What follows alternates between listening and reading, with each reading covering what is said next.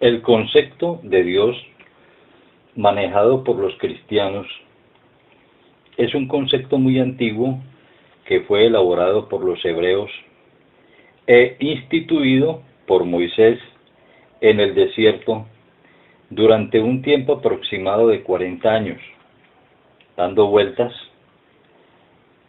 en el desierto. Esto con el fin de adoctrinar a las nuevas generaciones que allí nacieron, con el fin de grabar en sus mentes y en sus corazones ese concepto de Dios junto con sus mandamientos y leyes.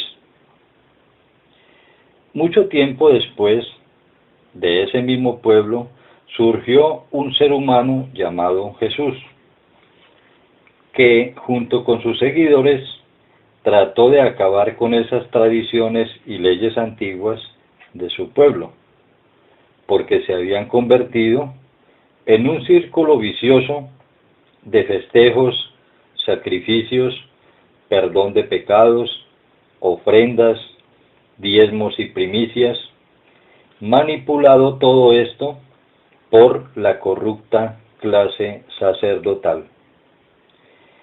Para lograrlo, él mismo se prestó voluntariamente para un último sacrificio con el cual quedaría abolida las antiguas leyes y la clase sacerdotal. Y así comenzaría un nuevo orden social basado en la hermandad, la justicia, el amor y la libertad. Pero, tomando él la representación de Dios en su propia persona y prometiendo una salvación eterna a los que crean en él y cumplan su mandamiento, amar a Dios sobre todas las cosas y al prójimo como a sí mismo.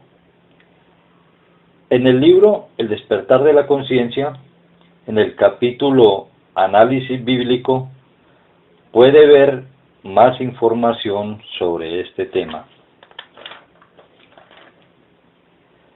Con el tiempo, esta nueva religión llamada cristianismo es aceptada por los romanos e impuesta a todos los pueblos conquistados por ellos. Y así fue que se extendió por Europa y de Europa a América a través de la conquista española. Hoy día, gracias al conocimiento real, la historia, la ciencia, la psicología y demás conocimientos, podemos comprender cómo se originaron esas ideologías religiosas y cómo se convirtieron en manipuladoras de los habitantes de este pequeño planeta. Pero es ahora cuando los seres humanos sometidos por estas ideologías se pueden liberar. Si se liberan del miedo sembrado en sus mentes y en su ser por estas ideologías, si usan bien su capacidad de razonar y su poder de voluntad. Solo así podrán limpiar su mente de este antiguo y falso concepto de un Dios premiador y castigador, egocéntrico, discriminador, permisivo con la esclavitud, el machismo y la miseria, amoroso, pero solo con los que se le someten, vengativo, rencoroso, etc. Es claro que estamos hablando de un concepto muy antiguo de Dios, pero equivocado, pero que en realidad sirvió para controlar al pueblo mientras no había conocimiento real, aunque también ha causado graves problemas psicológicos y sociales en la humanidad. Pero, ¿existe o no un creador del universo? Esto lo vamos a ver usando bien nuestras capacidades, usando información real. Aún no podemos saber cómo se originó el universo.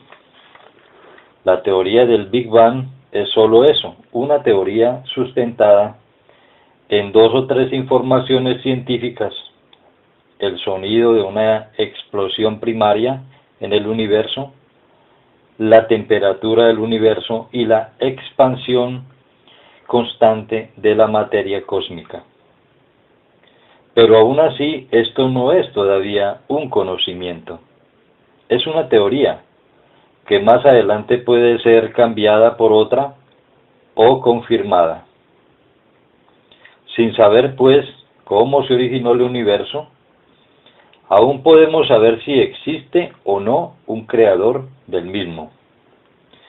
Solo tenemos que observar bien y analizar un poco la naturaleza, el cosmos, los elementos y todo lo que nos rodea, incluyéndonos. Y así podremos saber si todo esto se formó por casualidad o existe algún otro factor interviniendo en todo este proceso. Veamos. La base de la estructura del universo es el átomo.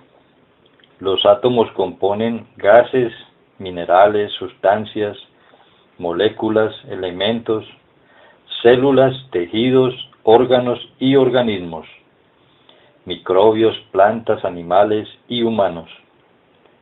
Además, existen otros factores que intervienen en los procesos de formación de la materia y la vida, como la gravedad, el magnetismo, el tiempo y el espacio, los sentimientos y la conciencia, factores que aún la ciencia no ha podido comprender muy bien. La conciencia y los sentimientos están en todos los organismos vivos. ¿Cómo es posible que una planta produzca una sustancia química para atraer o repeler insectos u otros animales? ¿Cómo puede ser que una planta reproduzca la forma de un insecto en su flor para poder ser fertilizada? ¿Qué hace que una planta sienta y reaccione al contacto de un animal o cosa para protegerse o alimentarse, como la dormidera o las plantas carnívoras? Allí hay sentimientos, allí hay conciencia. ¿Cómo pueden los insectos tomar forma de plantas y otros animales, cambiar a voluntad su forma, color y sus características para mimetizarse o utilizar elementos como herramientas para esconderse o engañar a sus presas? Allí hay conciencia y sentimientos. Y son estos los factores fundamentales de la evolución, junto con los elementos externos como el medio ambiente, sustancias, radiación solar, rayos cósmicos, los que influyen en los procesos evolutivos. La evolución tiene 3 caminos: la conservación, la extinción y la transformación.